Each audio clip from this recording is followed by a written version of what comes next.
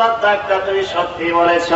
কিন্তু সাহাবায়ে কেরামের কাছ থেকে বাড়ানো যাচ্ছে নবীজির দরবারে, নবী গো, আবু জাহেলের কথার উত্তর আপনি বলেছেন সাদ্দাকতা, আবু বকর সিদ্দিক রাদিয়াল্লাহু তাআলা আনহুর কথার উত্তর আপনি বলেন সাদ্দাকতা। দুই সাদ্দাকতার মধ্যে পার্থক্য কি জোরে বলেন না সুবহানাল্লাহ।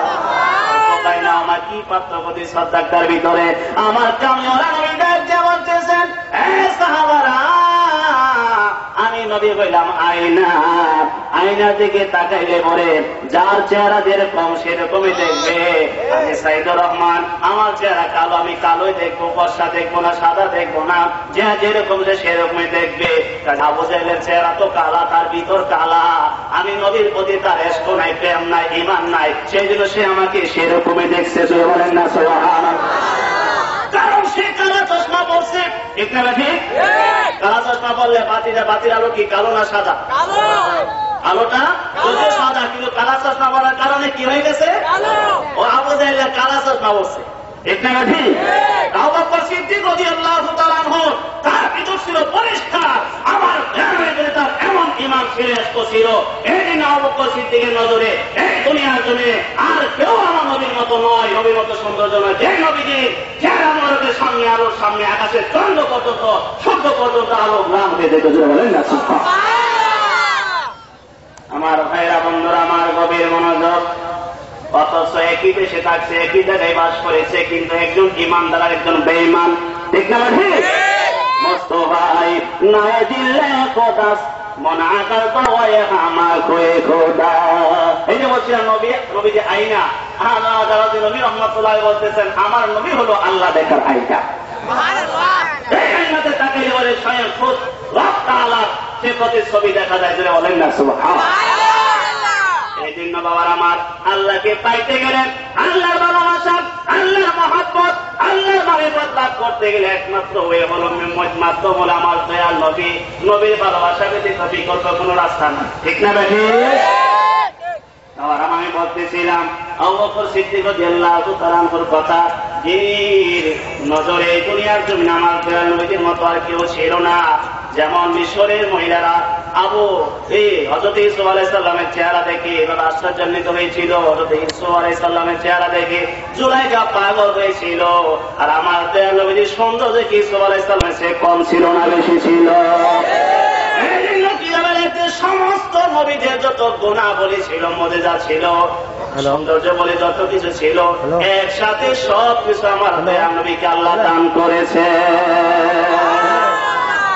কিন্তু সেই জিনিসটা অনুভব করতে পারছে সাহাবায়ে কেরাম, ঠিক না ঠিক?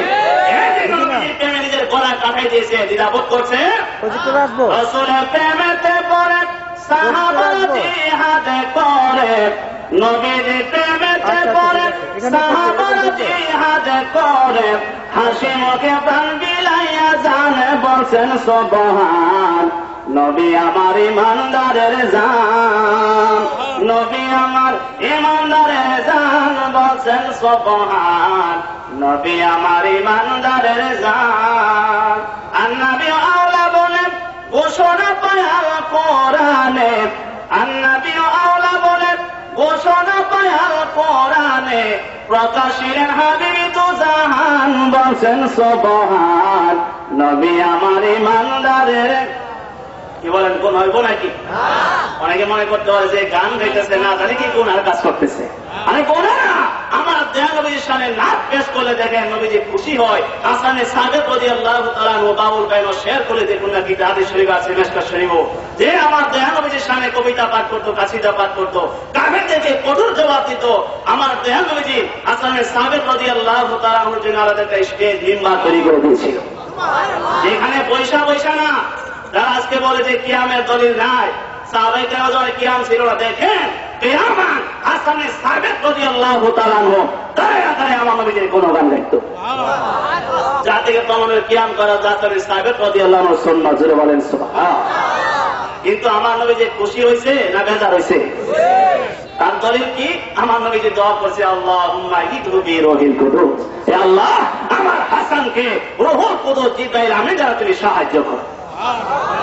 তাহলে নবী যদি খুশি না হইতো এই দোয়া করতো? তাহলে বোঝা গেল আজকে আমরা সেই নবীর সামনে দুরূদ শরীফ পড়লে, নাচ শরীফ পড়লে, নবীর গুণগান গাইলে আমার নবী খুশি হবে না না বেজার হবে? আর নবী খুশি হইলে কি আল্লাহ বেজার হয়? আমার দেহ নবী কি মরে গেছে? আমার দেহ নবী হায়াতুন নবী কিনা? তার বাস্তব ইনশাআল্লাহ আলোচনার ভিতরে আপনি বুঝতে পারবেন। তো আমার দেহ নবী খুশি হয়, এই জন্য আমরা মুহাম্মদের নবীর শানে নাচ শরীফ কি পাঠ করতে হবে। নবী আমার ঈমানদারের জান, নবী আমার ঈমানদারের জান, বলছেন সুবহান। নবী আমার ঈমানদারের জান, বেলা হাসির ইমান তাজা, এই জগতে পাইলেন সাজা। কি বলেন পাইছে না? আপনার আমার মতন মরা ইমান ছিল নাকি? হ্যাঁ, উমাইয়া এত কষ্ট দিয়েছে, এত কিছু করেছে, তারপরে গজব বেলাল বলছে আমি নবীর কালমা ছেড়ে দিলাম, নবীর এখান থেকে দূরে সরে গেলাম, বলে নাই? আর আপনি আমার মতন যদি মরা ইমান থাকতো, তাহলে আমরা কি সকালে একবার নবীর পক্ষে, বিকালে নবীর বিপক্ষে? ঠিক না ঠিক? ওই যে স্বার্থের কারণে সকালে বলি নবী নুর নবী, বিকালে বলি নবী মাটির নবী, যেটা বলেন না, এরকম আছে কিনা? এই জন্য আমি প্রায় জায়গায় একটা এক্সাম্পল দিয়ে থাকি, সেটা কি? বাঘের সামলায় জড়ানো গাদা। বাঘের সামলায় জড়ানো গাদা। এই ব্যক্তি একটা কি ছিল? গাদা ছিল। তো তার শরীর ক্ষত বিকৃত হয়ে গেছে, তারা ছেড়ে দিতে জঙ্গলের মাঝে মশামাছি বসে যে আমি এটা গাড়াই লাভ নাই। ছেড়ে যখন দিছে তখন জঙ্গলে বিচরণ করতেছে, তার শরীরে মশামাছি বসতেছে। একদল কাফেলা যাচ্ছে ওই জঙ্গলের পানিতে, মরণে ভাবতেছে দয়া হয়েছে। এই যে গাদাটা দেখা যায় এইভাবে জঙ্গলে বইয়া রয়েছে, তার কোন খেদমত নাই, ওষুধ মেডিসিন নাই, তারা সাথে করে গাদাকে নিয়ে গেছে বাড়িতে। তো বাড়িতে নিয়ে যত্ন করতেছে কিভাবে তার শরীর ভালো করা যায়, সুস্থ করা যায়। তাদের ঘরে একটা বাঘের চামড়া ছিল। কিসের চামড়া? আলোচনা বুঝতে অসুবিধা হইতেছে? বাঘের চামড়া ছিল। তারা ভাবতেছে গাদার শরীরে বাঘের চামড়াটা পরাইতে। তখন কি করলো? বাঘের চামড়া পরাইয়া ওই গাদাটাকে ছেড়ে দিল আবার জঙ্গলের মাঝে। এবং যখন জঙ্গলের ভিতরে গেল, এই গাদা যখন বাঘের চামড়া বলে জঙ্গলের ভিতরে গেল, জঙ্গলে যত প্রাণীরা ছিল ওখানে, বাকি যত প্রাণী ছিল, শিয়াল, কুকুর সহ ইত্যাদিতে যা ছিল, সবাই তো মনে করে যে বাঘের এসে সেলুট দিতে লাগলো, সম্মান করতে লাগলো, ভক্তি করতে লাগলো, আচার বিচার মামলা মোকদ্দমা যা কিছু সবকিছু তার সামনে এসে পেশ করতে লাগলো। তারা মনে করতেছে বহুদিন পর আমাদের মহারাজ এসে গেছে, বাঘ এসে গেছে।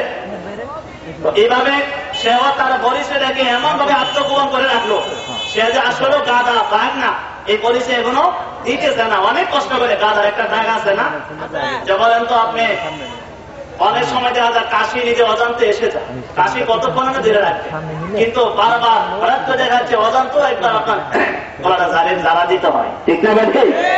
সে অনেক চেষ্টা করে, গাদাও দেখেন কি কৌশল অবলম্বন করতেছে, অনেক চেষ্টা করে তার ডাকটাকে সে কি করতেছে, কৌশলে সে বন্ধ রাখতেছে। কারণ আমি যে ডাক প্রকাশ করে বেরি, তাহলে আমাকে চিন্তা বেরবে আমি যে আসলে বাঘ না, আমি যে গাধা। আমি যে মনের মতো রাজত্ব চালাইতেছি, সবাই আমাকে ভক্তি করতেছে, মামলা মোকদ্দমা যা কিছু সবকিছু আমার সামনে পেশ করতেছে, আমি মনের মতন রাজত্ব চালাইতেছি। আসলে যে আমি যে গাধা, এই খবরটা যে তারা যায় না যা, তাহলে আমার আর বেড়াগিরি থাকবে। অনেক পদার্থ করে মনে অজান্তে ডাক এসে গেল। গাদার ডাক যখন এসে গেল, জঙ্গল বাকি প্রাণী যারা ছিল তারা তো কি ব্যাপার, গাদা ডাক কোথা থেকে আসতেছে? ওই যে মহারাজ যার কাছে সবকিছু আচার বিচার সবকিছু নালিশ পেশ করে, তার কাছ থেকে গাদা ডাক আসতেছে। কি বলতেছে? তারা ভাবতেছে ব্যাপারটা কি? ডাক আসতেছে যে স্বরূপ দেখা যায় বাঘের, কিন্তু কণ্ঠ শোনা যায় গাদা। কারণ কি? কারণ তো তালাশ করে দেখতে হবে। তখন সবাই মিলে কি করলো, ব্যাপারটা বুঝতে পারলো, আরে তাই না, তো আসলে গাদা না, বাঘের চামড়ায় জড়ানো গাদা। সবাই মিলে তখন কি করলো, তার শরীর থেকে বাঘের চামড়াটা খুইলা দিল। যে বলেন না খোলার পরে কি তাইয়ার বাঘ আছে? আর রাজত্ব চলবে? মামলা মোকদ্দমা সবকিছু কি আর তার কাছে পেশ করবে? যাও, গেট আউট করে দিল, লাঞ্ছিত করে দিল, বেঞ্চিত সাথে তাকে তারাই দিল। যা আজকে এইভাবে স্বরূপ তৈরা আমাদের এই জঙ্গলের মাঝে মহারাজ সাইজা এতদিন বেড়াগিরি করছো, আর এই বাহাদুরি আমাদের কাছে চলবে? ঠিক এই জন্য আমি উদাহরণটা দিলাম। আমাদের সমাজের মাঝে এক ধরনের বাঘের চামড়া জড়ানো গাদা আছে। ঠিক না ঠিক? যাদের লেবাসে বোঝা যায় যে তারা কি সঠিক আলেম, নবীর গুণগান গাইতেছে, আসলে অন্তরে নবীর প্রতি তাদের ঈমান নাই, ভালোবাসা নাই। ঠিক না ঠিক? মুখে যদিও বলতেছে নবী নূর নবী, কিন্তু আসলে আকীদা তার ঈমান হলো নবী মাটির নবী। যে বলেন না, কেন? ওই যে সমাজের কারণে, স্বার্থের কারণে এই আকীদা সে পোষণ করতেছে, আসলে তার অন্তরে ঈমান নাই। দুনিয়ার স্বার্থ না, মনে প্রাণে দুনিয়ার স্বার্থকে উজাড় করে আমার দয়াল নবীকে ভালোবাসতে হবে, ঠিক না ঠিক? আসবেন মুসলিম একরাম হিলফুল ফজল গান অর্জন পাঠাগারের কর্তৃক আয়োজিত নবম ওয়াজ ও মিলাদ মাহফিলের অনুষ্ঠানের পক্ষ থেকে আমি সকলকে স্বাগত জানাচ্ছি এবং পাশাপাশি মহান আল্লাহ পাকের কাছে শুকরিয়া আদায় করছি, যিনি আমাদেরকে এই আসরে বসার তৌফিক দিয়েছেন, যার উপরে এই পৃথিবীর সৃষ্টি হযরত মুহাম্মদ সাল্লাল্লাহু আলাইহি ওয়াসাল্লামের তার উপর শ্রদ্ধা রেখে গাউসুল আজম আব্দুল কাদের জিলানী রাহমাতুল্লাহ আলাইহির প্রতি শ্রদ্ধা রেখে সকল ওলিদের প্রতি শ্রদ্ধা রেখে আজকের এই অনুষ্ঠানের মহামান্য বক্তা আমাদের সামনে উপস্থিত আছেন, তাকে সম্মান করে আমি আমার এই সংগঠনের পক্ষ থেকে অত্র এলাকার স্বনামধন্য ব্যক্তি বিশিষ্ট শিল্পপতি জনাব ফজলুল হক সাহেবের সংক্ষিপ্ত দুইটি কথা আপনাদের সামনে আমি উপস্থাপন করার জন্য বিনীত অনুরোধ জানাচ্ছি। বিসমিল্লাহির রহমানির রহিম।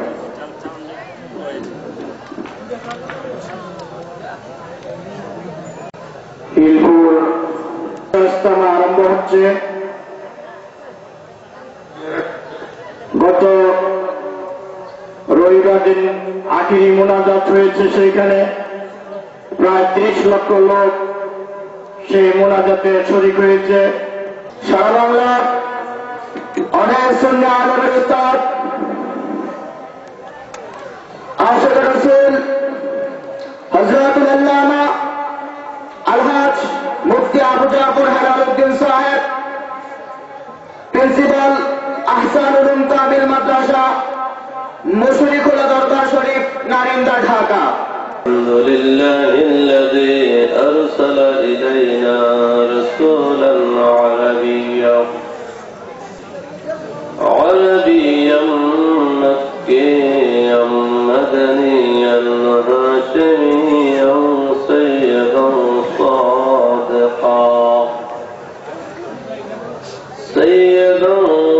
সাদিকান مصدوقا أمينا قرشيا وصلى الله تعالى عليه وعلى آله وأصحابه الذين كانوا له حفيا نجيا.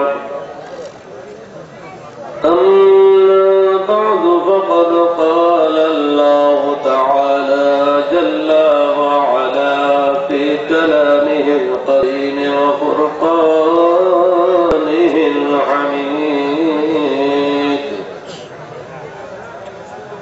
في شان حبيبه ومحبوبه ومعشوقه مخبرا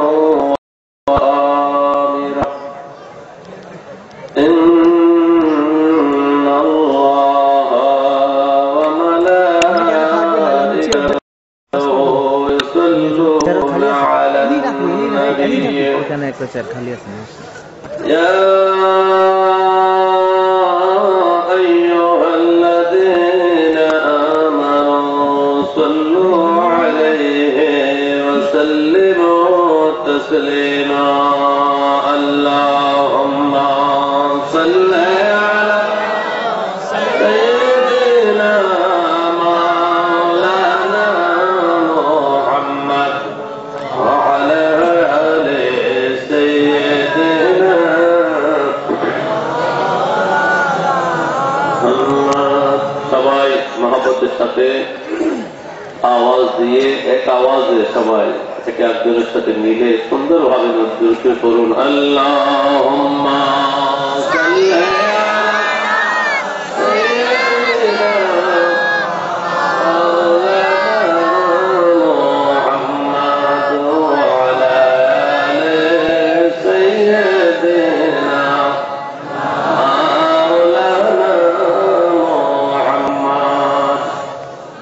الصبح بدا من طلع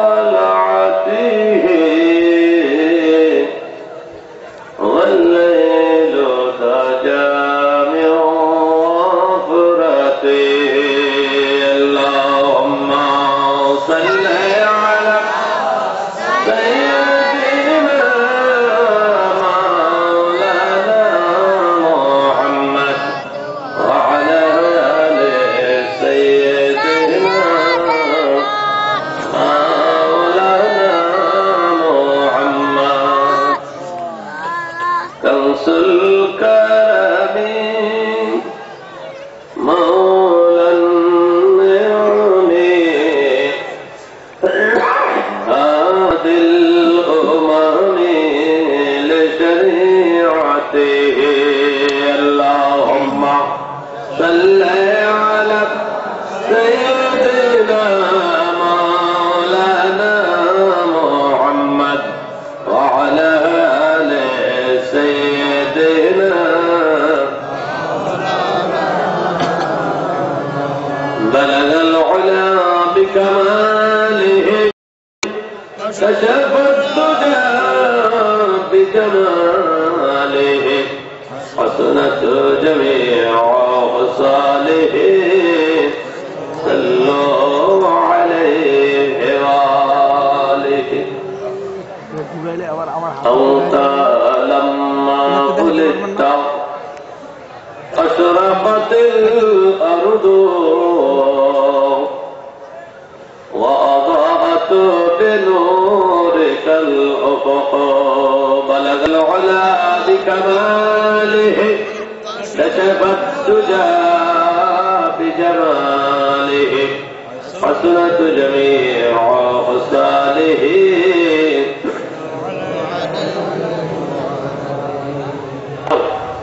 1191 খ্রিস্টাব্দে সুলতান মাহমুদ গজনবীর আদর্শ অনুপ্রাণিত হয়ে তারই 10 জন পুরুষ সুলতান মাহমুদ গজনবীর প্রায় 200 বছর পরে, কারণ আমি ইতিহাসের ছাত্র হিসেবে আমার জানা আছে সুলতান মাহমুদ গজনবী সর্বপ্রথম ভারতে অভিযান চালিয়েছেন 997 খ্রিস্টাব্দে।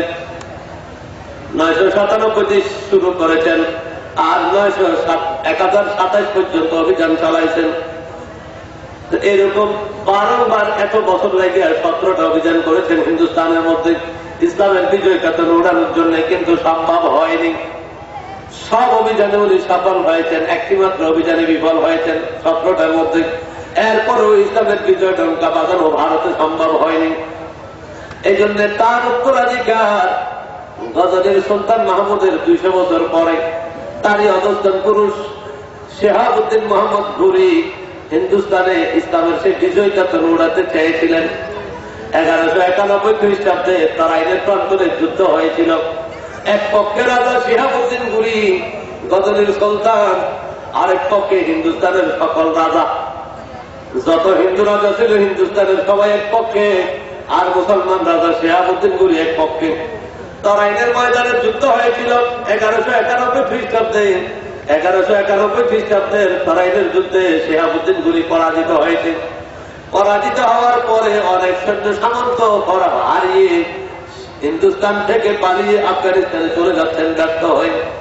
ওই টাইমে আল্লাহ পেয়ারা মাহবুব নবী খাজা মঈনুদ্দিন চিশতি রাদিয়াল্লাহু আনহুকে রাজায় পাকে ডাক দিয়ে বললেন, মঈনুদ্দিন হিন্দুস্তানে যাও, আমার ধর্মের খেদমত করো। সুবহানাল্লাহ, আল্লাহু আকবার, আল্লাহু আকবার, ইয়া রাসূলুল্লাহ, ইয়া রাসূলুল্লাহ।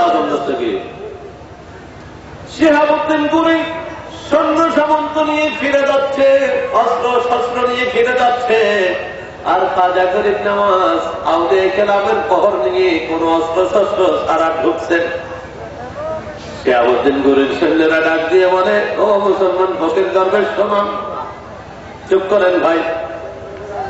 শিহাবুদ্দিন ঘুরির সৈন্যরা ডাক দিয়ে বলে, ওই মুসলমান ফকির দরবেশ শোনো, হিন্দুস্তানের অবস্থা বড় ভালো নয়, আমরা এখন মার খেয়ে ফিরে আসতেছি, তোমরা এই মুহূর্তে হিন্দুস্তানে ঢুকিও না, মার খাবার সম্ভাবনা আছে।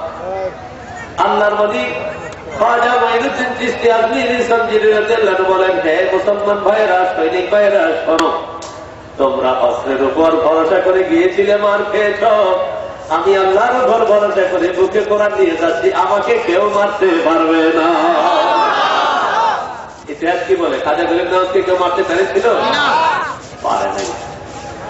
উনি আসলেন, উনি যেন হিন্দুস্তানে ঢুকতে না পারেন, সেই জন্য রাজা পৃথ্বীরায়ের মা ছিল জ্যোতিষী, জ্যোতিষ বিদ্যার অধিকারী। তার জ্যোতিষ শাস্ত্রের দ্বারা সে বুঝতে পারলো এই আকৃতির একজন মুসলমান ফকিরের হাতে তার ছেলের রাজ্য বিনাশ হবে। সেই জন্য খাজা মঈনুদ্দিন চিশতি রহমতুল্লাহ আলাইহ ফটো অঙ্কন করে ভারতের প্রত্যেকটা চেকপোস্টে পাঠিয়ে দেওয়া হলো, যে মুসলমানই ভারতে ঢুকুক না কেন এই চেহারার ফকির যেন ঢুকতে না পারে। সুবহানাল্লাহ। কিন্তু আল্লাহর ইচ্ছা, আল্লাহর নবীর ইচ্ছা, রব দরবার কার সাধ্য আছে? পারবে না। পাঠাইছেন কে? আল্লাহর নবী। আল্লাহর নবী রওজায়ে পাকে ডাক দিয়ে বলল, মাইনুদ্দিন, হ্যাঁ কুতুবে মাসায়েখ, তুমি রওজা পাকের ভিতরে আসো। ডাইরেক্ট ডাইকে মদিনা মুনাওয়ারার রওজা পাকের ভিতরে নিয়ে গেলেন। বলুন না সুবহানাল্লাহ। আর তাজা গরিব নামাজ বলতেছেন, আমি রওজায়ে পাকের ভিতরে ঢুকে কত বিহ্বল হয়ে গেলাম, কিংকর্তব্য বিমূঢ় হয়ে গেলাম, শুধু দেখতে পেলাম সেখানে নূর আর নূর। সুবহানাল্লাহ। ও বন্ধুরা, যারা আজকে আকীদার প্রশ্নে বলো নবী মাটির তৈরি, খাজা গরিব নওয়াজ রাদিয়াল্লাহু আনহুর মতো ক্ষমতা থাকলে একটু রওজা পাকের ভিতরে ঢুকে দেখো না নূর না মাটি, ঠিক আছে কিনা? কি বুঝতে পেরেছেন?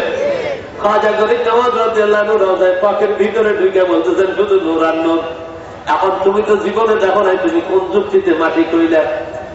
সেই যুক্তি তো ভিন্ন কথা, সেখানে গেলে এবার ভিন্ন বহস। এবার দলিল আদিল্লা পক্ষে বিপক্ষে সবাই তুইব, আবার খণ্ডন করতে অনেক লম্বা কারবার, সংক্ষেপে বলে সামনে যায়।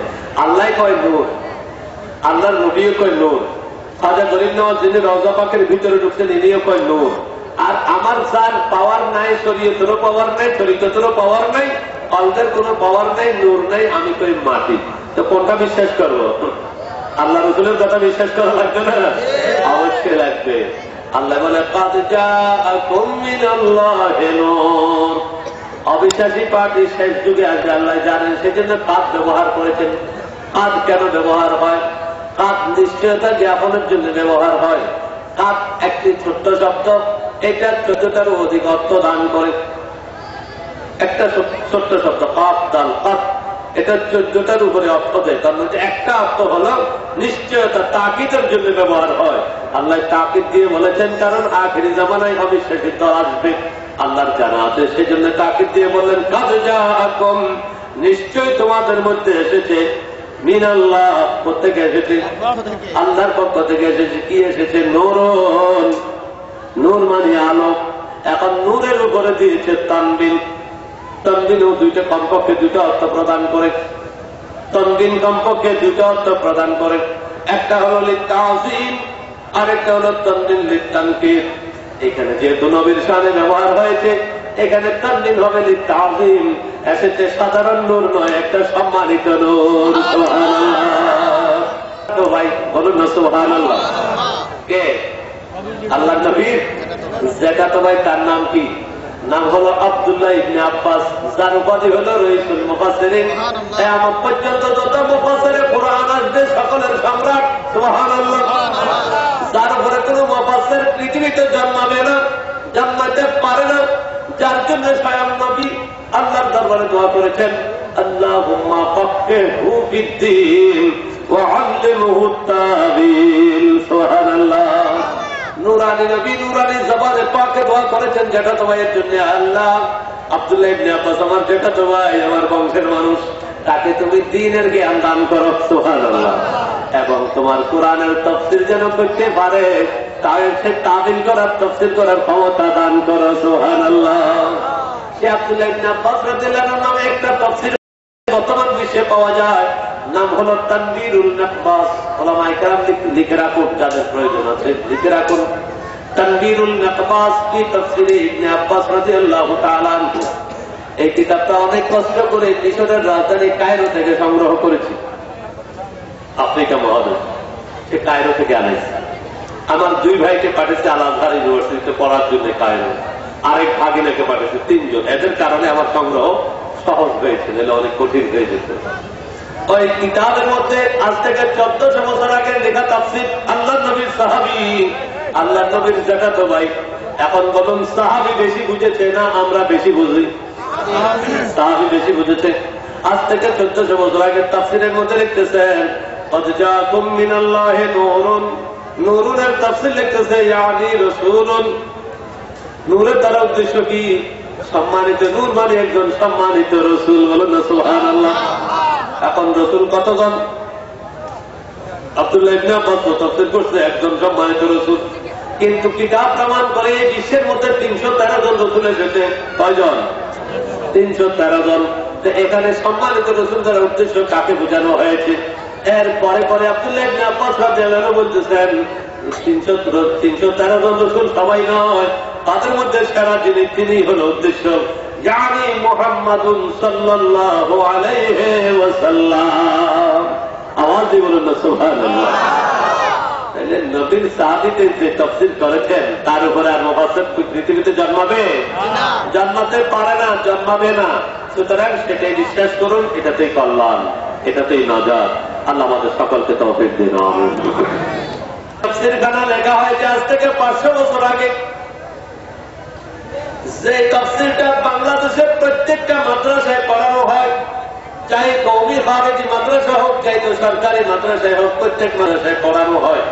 শুধু পড়াইলে তো হবে না ভাই, মানতে হবে কিনা?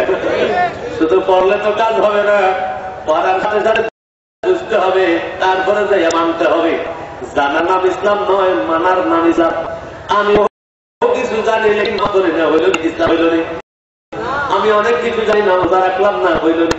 আমি অনেক কিছু জানি, হজ করলাম না, মুসলমান হবে? হবে না, মানতে হবে। যেহেতু জানতো এটা গর্ব সত্য, লেকিন মানতে পারে বিদায় মুমিন হতে পারে। মানলেই ইমান, না মানলে ইমান নয়। মানলে ইসলাম, না মানলে ইসলাম হতে পারে না। এবং সুয়ুতি রহমতুল্লাহ নবম শতকের মুজাদ্দিদ জামান, সারা দুনিয়ার মুসলমানদের মুজাদ্দিদ, যিনি আরবি ভাষায় প্রায় 600 কিতাব লিখেছেন। 600 কিতাব লিখেছেন। যিনি স্বপ্নে নবীকে তো দেখেছেন 72 বার, একারে 72 বার স্বপ্নে দেখেছেন। আর জিন্দা অবস্থায় সরাসরি আমার ভাইকে আমি এইভাবে দেখতেছি, আমার পাশে বসা, এইভাবে ডাইরেক্ট নবীর ইন্তেকালের 900 বছর পরে নবীকে 23 বার ডাইরেক্ট এইভাবে ডাইরেক্ট দেখেছেন। বলুন সুবহানাল্লাহ। আল্লাহ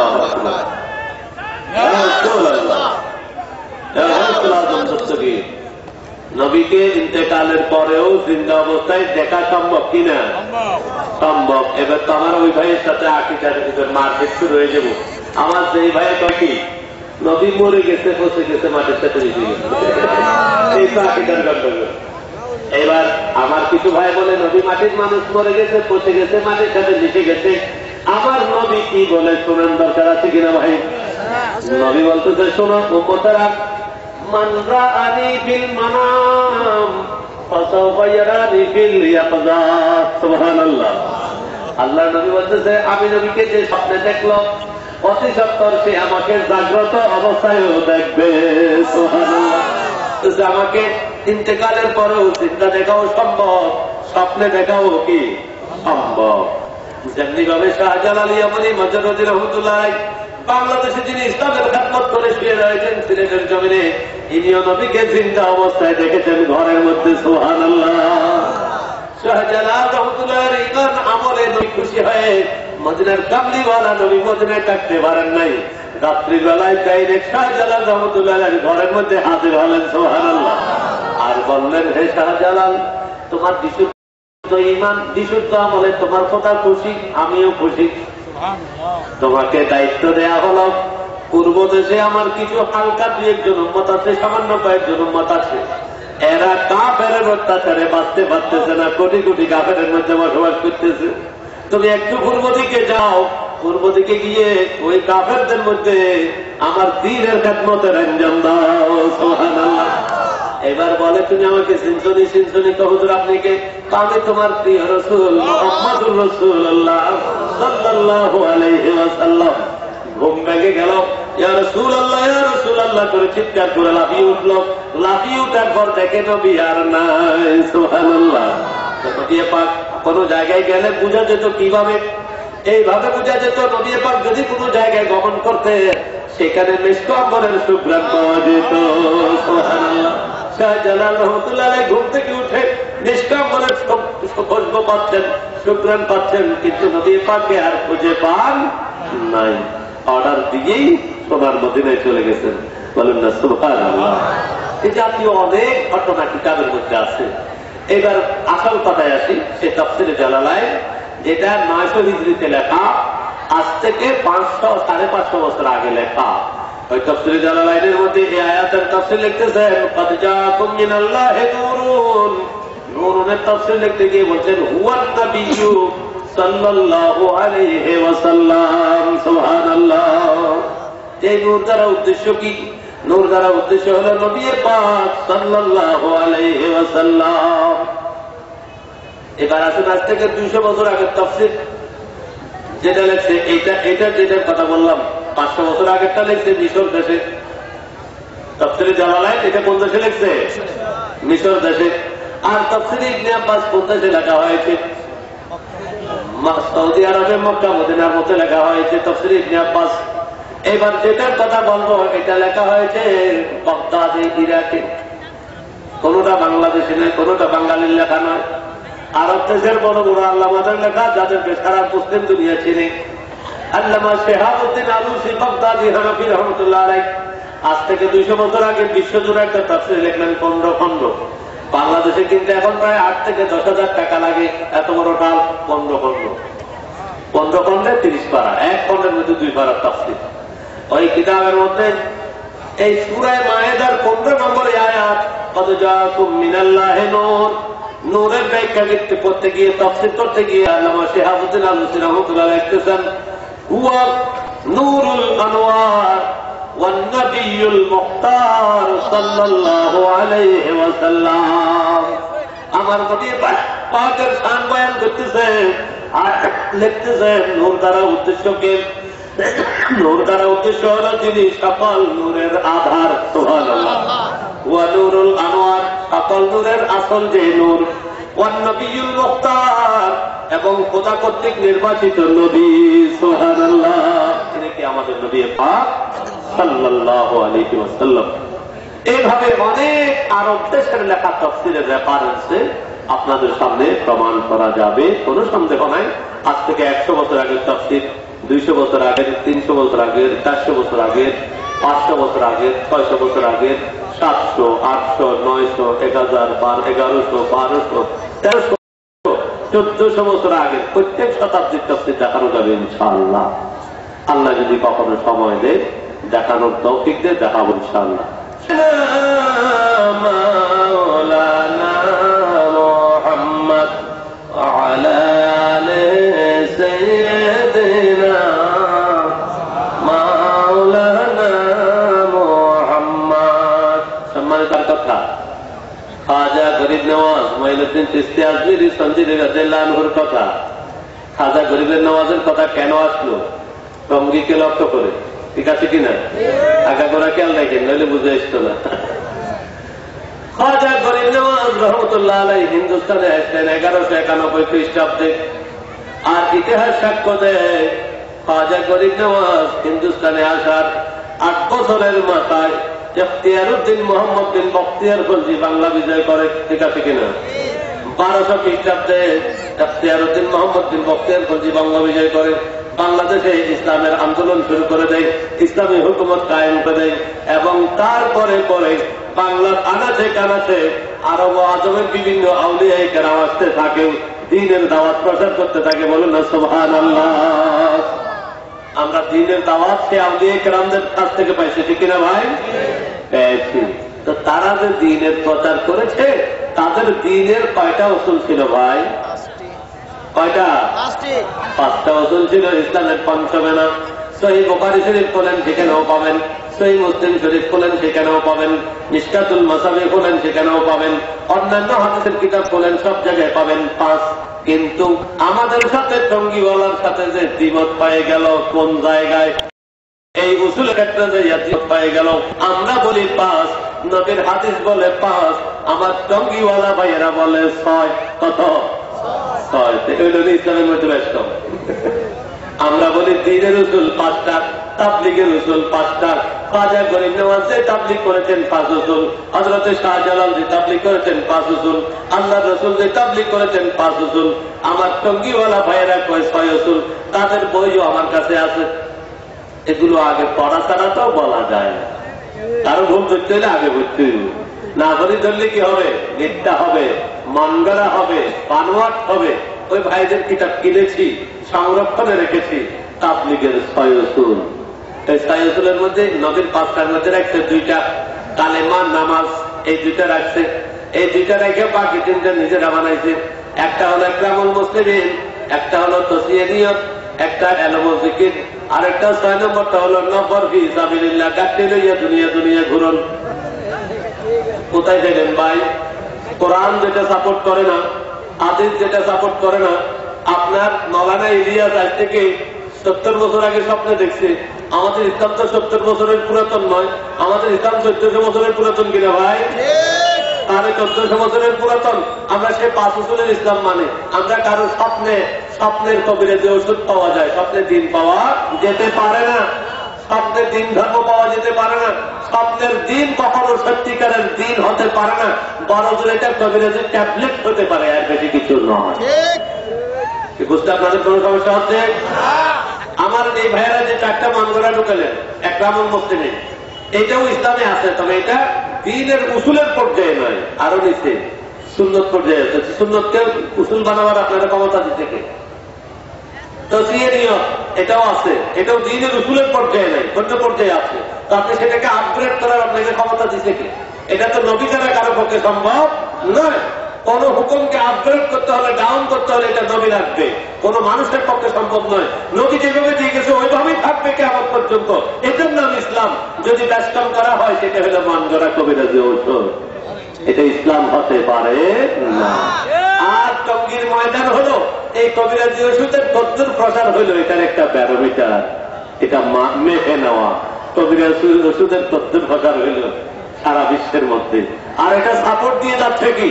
এইটার সাপোর্ট দিয়ে যাচ্ছে বর্তমান সৌদি আর আমেরিকার দালাল, সেই আমেরিকার কি বলে চাক্কাওয়ালা আমেরিকার দালাল, এই ওয়াহাবি গোষ্ঠী, এরা এই তাবলিগীতে সাপোর্ট দিয়ে যাচ্ছে $100 দিয়ে।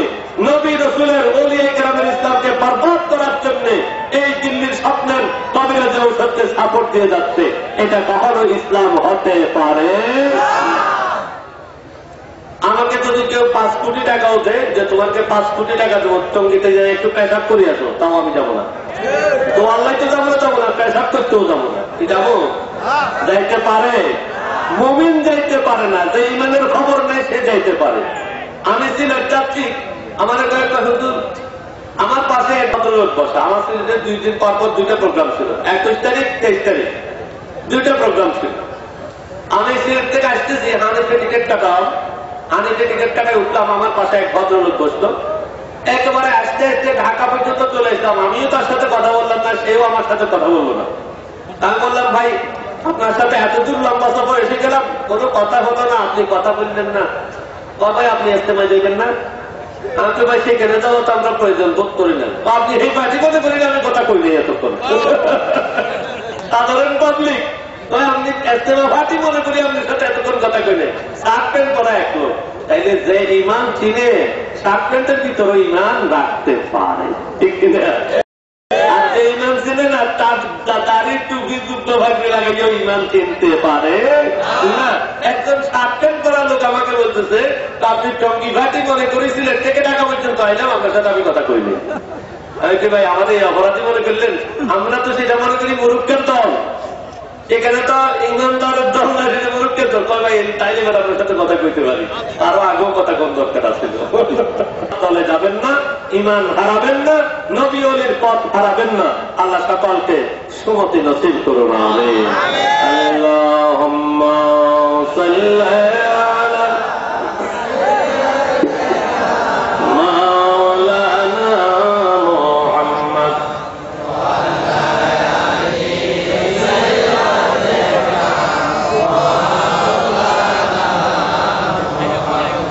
এবার আসুন একটু বলে দিই, এই তাবলীগ কেমনে শুরু হলো। তাবলীগ শুরু হয়েছে প্রায় 70 বছর আগে। তাবলীগ আগে ছিল না, বড়জোর 70 বছর হয়েছে। তার কিতাব মালফুজাত ইলিয়াস আমি কিনে রেখেছি, আমার কাছে মূল কিতাব, উর্দু ভাষা কিতাব আমার কাছে সংরক্ষিত আছে। ওই কিতাবের মধ্যে ইলিয়াস সাহেব লিখতেছেন যে আমার কয়েকদিন মাথা খুব গরম হয়ে গেল, ঘুম হইতেছে না। কবিরাজের সাথে পরামর্শ করলাম, পরামর্শ করছি, আর কবিরাজ আমাকে বলো, ভাই আপনি ঠান্ডা তেল ব্যবহার করেন। তো আমি মাথার মধ্যে ঠান্ডা তেল ব্যবহার করতে লাগলাম। এটার দিকে আমার খুব ভালো ভালো ঘুম হচ্ছে এবং ভালো ভালো স্বপ্নেও দেখতেছি। এবং এই স্বপ্নের মধ্যে আল্লাহ আমারে কয়, ইলিয়াস তুমি তো নবীদের মতো হয়ে প্রেরিত হয়েছ, তাই স্বপ্ন নিয়ে তাবলীগ করবেন। আর প্যারামিটার বাংলা বিশ্বের কোথাও জায়গা পাইছেন না, বাংলাদেশ সরকারকে নরম ভাইয়া টঙ্গির তুরাক্তির পাইছেন, সৌদি আরব জায়গা দিতে পারলে না, এত লক্ষ লক্ষ বর্গ মাইল খালি আছে। আমাদের বাংলা তুরাক্তির আমাদের জনসংখ্যা বসতি এমনও বেশি, 165 একর জমি, এটাতে একটা যদি শিল্প কারখানা করতে পার করে 5,000 লোকের কর্মসংস্থান হতো, ঠিক না? কিন্তু এটা খালি ফেলায় রাখছে। এখন দেখতে হলো কয়েক হাজার কোটি টাকার সম্পদ হবে, কয়েক হাজার কোটি, কত কোটি না, কয়েক হাজার কোটি টাকার সম্পদ হবে 165 একর। আর আজকে 46 বছর সেখানে তামাশা চলতেছে, কোন সহি ইমানদারি তামাশা দেখতে পারে না। আর আমাদের মাশাআল্লাহ রাষ্ট্রীয় কর্ণধার যে যখন আসে তো এই সুযোগ এখানে বহুত ভোট আছে, যাই গিয়া ভোট গুণ দখল করেন, হকের নাম দরকার। এটা ইসলাম না ভাই, এগুলো হলো ধোঁকাবাজি, ভওতাবাজি। আপনারা মনে করেছেন সেখানে দোয়ার বন্যে বয়ে যাচ্ছেন না, তাবলীগে দোয়ার বন্যে কিচ্ছুই নেই, দোয়ার বন্যে শাহজালালের দরবারে। সেখানে যে এমপি হবে তার গভর্নমেন্ট কায়েম হবে, সেখানে যে এমপি বাংলাদেশে সরকার গঠন করতে পারবে কি ইতিহাস প্রমাণ করতেছে কিনা? বাংলাদেশের সরকার উঠায় নামায় চিরকালে বাংলা সন্তানকে সবাই শাহজালাল রহমতুল্লাহ টঙ্গির মধ্যে কিচ্ছু নাই, ভালো করে বুঝে নেন। শাহজালালের দরবারে যে এমপি হয় সে পার্টি সরকার গঠন করে, আপনারা দেখছেন গত কয়েক বছর, সামনেও দেখবেন, আদিহকাল অনেক অনাদিকাল দেখবেন ইনশাআল্লাহ। আর আল্লাহর ওলিদের হাতে এখনো প্রভূত ক্ষমতা আল্লাহ দিয়ে রেখেছেন। শাহজালাল রহমতুল্লাহ আবহমান বাংলার চিরকালীন সুলতান, বলুন না সুবহানাল্লাহ। আর খাজা গরিব নওয়াজ হিন্দুস্তানের চিরকালীন সুলতান। এখন আপনি গিয়ে দেখবেন শুধু মুসলমান জিয়ারত করতেছে না, খাজা গরিব নওয়াজের দরবারে যেই শিখদের 1 নম্বর শত্রু হলো মুসলমান, মুসলমান খতম করা তাদের মিশন, 1 নম্বর মিশন। এই যে পাগড়িওয়ালা মনমোহন সিং ভারতের প্রধানমন্ত্রী, এই শিখ গোষ্ঠীর 1 নম্বর শত্রু হলো মুসলমান, তাদের 1 নম্বর আদর্শ হলো মুসলমান খতম করা। আর সেই শিখের গুরু নানকের সারা সামন্দারা পর্যন্ত খাজা গরিব নওয়াজের দরবারে এমনি দাঁড়াই থাকে, বলুন না সুবহানাল্লাহ। মুসলমান নিধনের মধ্যে দূরে থাক, মুসলমানের নেতার কাছে গিয়ে, মুসলমানের ওলির কাছে গিয়ে একেবারে করজোরে খাড়াই থাকে। আমি 2009 সালে নিজ চোখে দেখেছি, আজমির শরীফ জিয়ারত করতে গিয়ে আমি এক শিখকে একেবারে নিজ চোখে দেখলাম, দক্ষিণ পাশের গেট দিয়ে সে এইভাবে দাঁড়ায় গেছে। খাজা গরিব নওয়াজের দরবার, হিন্দুরা আসতেছে, বৌদ্ধরা আসতেছে, খ্রিস্টানরা আসতেছে, সবাই আসে খাজা বাবার দরবারে এইভাবে করজোর দাঁড়িয়ে থাকে। এবং ব্রিটিশরা যারা এই ভারত উপমহাদেশ প্রায় 200 বছরের কাছাকাছি শাসন করেছে, সেই ব্রিটিশ লর্ডরা পর্যন্ত লন্ডনে গিয়ে স্বীকার করেছে, হিন্দুস্তানে যদি মানুষের আধ্যাত্মিক রাজা থাকে, সর্বজন স্বীকৃত যদি রাজা থাকে, তিনি হলেন খাজা মঈনুদ্দিন চিশতি। এদের পথে চলবেন, দুনিয়াতেও শান্তি, আখিরাতে মুক্তি। এদের পথ ছাড়া কোন স্বপ্নের পথে গেছেন, সর্বনাশ, আমও যাবে, আলাও যাবে। আল্লাহ সকলকে হেফাজত করুন, সকল বলুন আমিন। এটা ইমানের অঙ্গ। নবী পাকের পেশাব পায়খানার নাম নিলেও সাথে মুবারক বলতে হয়, বলুন না সুবহানাল্লাহ। এবং আপনার আমার পেশাব পায়খানার নাপাক, নবী পাকের পেশাব পায়খানা পর্যন্ত পাক, বলুন না সুবহানাল্লাহ। তাহলে কোথায় নবী, কোথায় আমরা? এই হাদিসের ইশারাতুল মানজার আরেকটা বোঝা যায়, নবী আমাদের মতো নয়, এটা আরেকটা আকীদা। অনেকে বলে নবী আমার মতো, বলে কিনা? নবী আমাদের মতো মানুষ, নবী দোষে গুণে মানুষ, নবী রক্ত মাংসে গড়া, দোষে গুণে ভরা। তাহলে আপনার আমারও কান আছে, এই কান কতটুকু শুনতে পায়? এটা হলো, এটার নাম কি, গ্রামের নাম কি? কাঞ্চনপুর। এখন যদি দড়িভেলানগর থেকে কেউ আওয়াজ দেয়, আপনার আমার কানে এখান থেকে কি শুনবে? দড়িভেলানগর কি এখান থেকে বেশি দূরে? হযরত আবু বকর সিদ্দিক রাহমাতুল্লাহ আলাইহি মাজার শরীফ, এই যে আপনাদের পাশে হচ্ছে সুন্দর ভাবে, ওনার মাজার শরীফ, এই যে জামাতা কত সুন্দর ভাবে বসে রয়েছে, মাথা তুলে আছে। আরো কয় আজকে 9 দিন যাবৎ শ্বশুরবাড়ি বেড়াতে আছে। আমি ও মধুর হাড়িতে ঢুকছেন, এই জন্য আর যাইতে ভালো লাগে না ঢাকা শহরে, ঘুরতে আসি আর খাইতে আসি এই মাহফিলের জন্য। শ্বশুরের মাহফিল শেষ করছে 20 তারিখ, এটা শেষ করে যাও না, শ্বশুরবাড়ি খাইয়ে তুষ করি বেরতেছে। এই বুড়ো আমার আমার কান আছে, এই কানে ওই বেলানগরের আওয়াজ কাঞ্চনপুর থেকে শোনা যায় না। আল্লাহ নবীকে আল্লাহ 2টা কান মুবারক দান করেছেন, যে কান মুবারকের পাওয়ার 1000 মাইল দূরের আওয়াজও শুনতে পায়। সুবহানাল্লাহ। তাইলে উভয় কান কি এক? উভয় কানের পাওয়ার কি এক? আপনার আমার পেশাব পায়খানা না পাক, নবী পাকের পেশাব পায়খানা মুবারক পাক, তাইলে দুটোটা কি একরকম? একরকম নয়। আপনি আমি লাইটের মধ্যে বসেছি, পিছনের দিকে ছায়া পড়েছে, ঠিক কিনা ভাই? সূর্যের মধ্যে দাঁড়ালে পিছনে ছায়া পড়ে, চন্দ্রের মধ্যে দাঁড়ালে পিছন দিকে ছায়া পড়ে, অথবা পিছনে থাকলে সামনের দিকে ছায়া পড়ে। আল্লাহ নবীর ছায়া ছিল কিনা? আল্লাহ নবীর দেহ মুবারকের কোন ছায়া মুবারক ছিল না, বলুন না সুবহানাল্লাহ। তাইলে এই হাদিসের ইশারাতুল্লাহ যারা প্রমাণ করেন নবী পাকেরও কান মুবারক ছিল, আমাদেরও কান আছে। নবী পাকেরও বডি মুবারক ছিল, আমাদেরও বডি আছে। লেকিন নবী পাকের বডি মুবারক আর আমাদের বডি কখনো এক নয়। এটা হলো আকীদা। যাক, কিছু আকীদার কথা বললাম, এবার আসুন আসল কথায়, যেটা আজকে আমি বলার জন্য মনস্থির করেছি। সেটা হলো এখন কোন মাস চলতেছে? সফর মাস। সফর মাসের ঘটনা কি জানা আছে? আখেরি 4 সোমবার মাসটা, আখেরি 4 সোমবার। এই সফর মাসে অনেক ঘটনা ঘটেছে, অনেক ঐতিহাসিক ঘটনা ঘটেছে। তবে সবচেয়ে সেরা ঐতিহাসিক ঘটনা হলো আখেরি 4 সোমবার। ফার্সি ভাষার শব্দ আখেরি মানে শেষ, 4 সোমবার মানে বুধবার। আপনার বাংলাতে যেমনিভাবে শনি রবি সোম মঙ্গল বুধ বৃহস্পতি শুক্র আছে, ফার্সিতে আলাদা নাম আছে।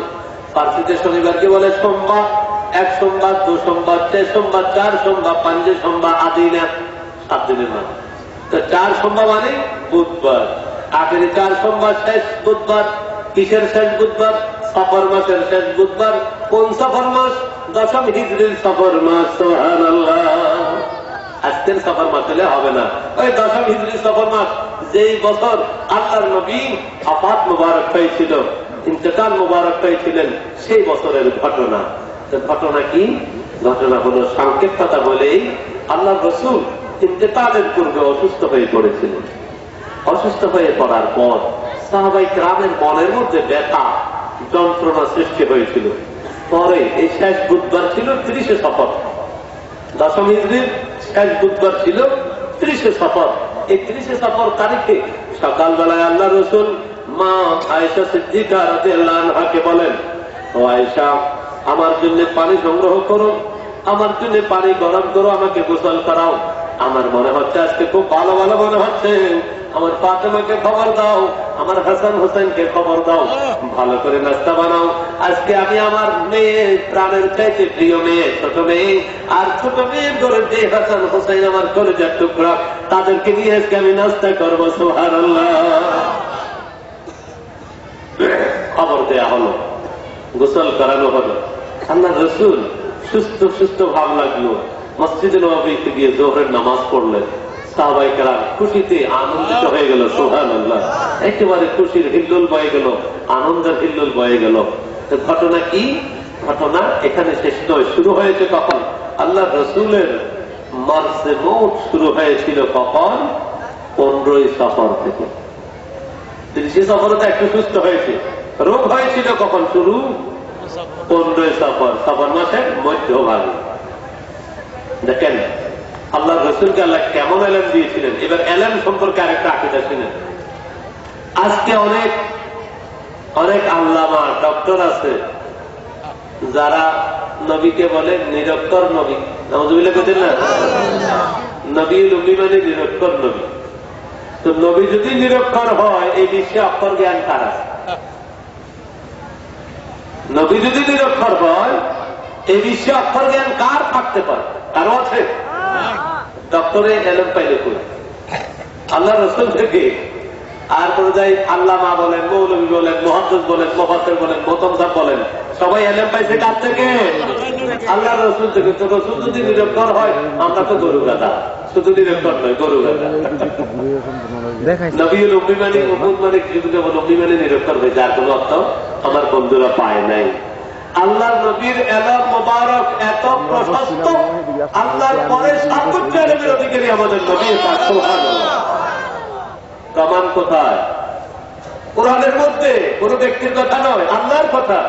আর রহমান আল্লামাল কোরআন, খালাকাল ইনসানা ওয়া আল্লামাহুল বায়ান। রহমান কোরআন শিক্ষা দিয়েছে, আর রহমান আল্লামাল কোরআন। রহমান কোরআন শিক্ষা দিয়েছে, কাকে শিক্ষা দিয়েছে? কি আমাকে আপনাকে? কোরআন যার উপর অবতীর্ণ হয়েছে তাকে শিক্ষা দিয়েছেন আগে। আর রহমান আল্লামাল কোরআন। রহমান কোরআন শিক্ষা দিয়েছে, যার উপর কোরআন নাযিল করেছেন তার উপর শিক্ষা দিয়েছেন।